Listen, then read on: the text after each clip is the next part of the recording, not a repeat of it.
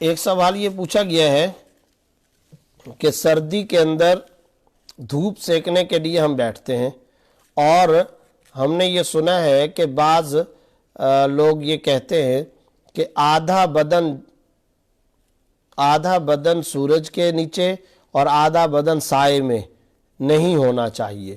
ہاں، یعنی کہ اس طرح سے نہیں بیٹھنا چاہیے کہ انسان اس حالت کے اندر بیٹھے کہ کچھ سائے کے اندر اور کچھ وہ دھوپ کے اندر بیٹھا ہوا ہو. تو کیا اس طرح بیٹھنا شرعاً جائز ہے یا ناجائز؟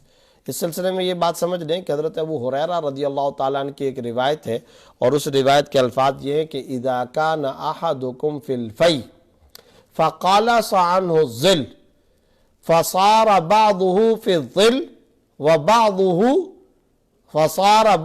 في الظل وبعضه في الحر او كما قال صلی اللہ علیہ وسلم فلیقم. کیا مطلب؟ حضرت ابو ہریرہ رضی اللہ تعالیٰ عنہ فرماتے ہیں کہ اگر کوئی آدمی اس طرح بیٹھا ہوا ہو کہ وہ کسی سائے میں بیٹھا ہے اور فقالص عنہ الظل، سایہ اس سے ختم ہو گیا اور اب کیا ہے، بعض حصہ اس کا وہ سائے کے اندر ہے اور بعض حصہ فصار بعضه فی الظل وبعضه فی الشمس، یعنی بعض حصہ اس کا سائے کے اندر اور بعض حصہ اس کے بدن کا وہ سورج کے نیچے دھوپ کے اندر آ جائے، فلیقم، اسے چاہیے کہ وہ اٹھ جائے اور وہاں پر نہ بیٹھے. اب ایسی جگہ پہ چلا جائے جہاں پر مکمل دھوپ ہو یا ایسی جگہ پر چلا جائے کہ جہاں پر سایہ ہو. یہ روایت حضرت ابو ہریرہ رضی اللہ تعالیٰ عنہ کی ہے اور یہ روایت بیہقی کے اندر، مسند احمد وغیرہ کے اندر موجود ہے.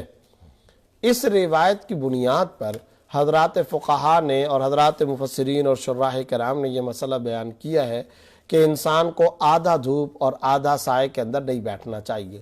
لیکن ملا علی قاری رحمۃ اللہ علیہ نے مرقات کے اندر اور اسی طرح فیض القدیر کے اندر یہ عبارت موجود ہے کہ یہ جو کہا جاتا ہے کہ وہاں سے اٹھ جانا چاہیے، کیوں؟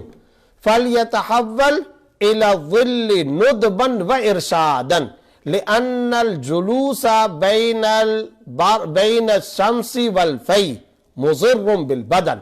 یہ عبارت باقاعدہ موجود ہے. یعنی یہ جو کہا گیا کہ وہاں سے اٹھ کر کے چلا جائے، تو یہ اٹھ کر چلے جانے کا حکم کیوں ہے؟ یہ آپ صلی اللہ علیہ وسلم نے جو حکم دیا یہ شرعی طور پر حرام ہونے کی وجہ سے نہیں، بلکہ یہ حکم اس لیے دیا ندبن، یعنی استحبابن، ارشادن اور ترغیب کے طور پر اور جسمانی طبی نقطہ نظر سے، کیونکہ اطباء، حکماء اور ڈاکٹروں کے نزدیک معاملہ یہ ہے کہ ایسی صورتحال میں ایسی شعاعیں ظاہر ہے کہ اس کے جسم پہ پڑتی ہے، آدھا جسم اس کا ٹھنڈ کے اندر، آدھا جسم اس کا گرمائش کے اندر ہو، تو ایسی صورت کے اندر طبی نقطہ نظر سے اس کو نقصان پہنچ سکتا ہے.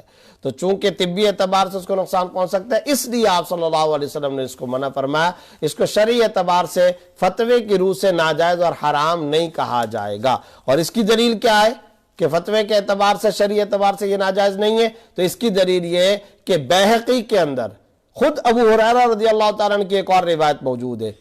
کیا؟ عن ابی ہریرہ رضی اللہ تعالی عنہ قال رأیت رسول اللہ صلی اللہ علیہ وسلم قاعدا فی فناء الکعبہ بعضه فی الظل وبعضه فی الشمس. حضرت ابو ہریرہ فرماتے ہیں میں نے آپ صلی اللہ علیہ وسلم کو ایک مرتبہ خانہ کعبہ کے سائے میں بیٹھا ہوا دیکھا. اس حالت میں دیکھا کہ آپ صلی اللہ علیہ وسلم کے بدن مبارک کا بعض حصہ خانہ کعبہ سے آتے ہوئے سائے کے نیچے تھا اور بعض حصہ سورج کے نیچے تھا. تو اگر یہ ناجائز ہوتا تو آپ صلی اللہ علیہ وسلم اس طرح سے نہ تشریف فرما ہوتے.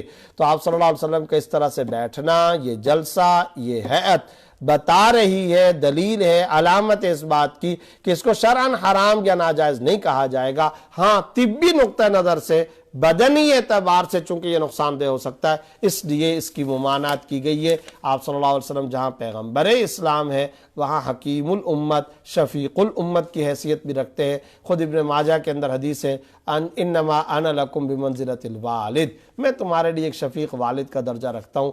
بلکہ اصل بات تو یہ ہے کہ شفیق والد کیا شفقت کرتا ہوگا جو رسول اللہ صلی اللہ علیہ وسلم انسانیت کے لیے اور امت کے لیے شفقت کا درجہ رکھتے ہیں. اس لیے یہ بطور شفقت کے ممانعات ہے، بطور شریعت اور حرمت کے ممانعات نہیں ہے.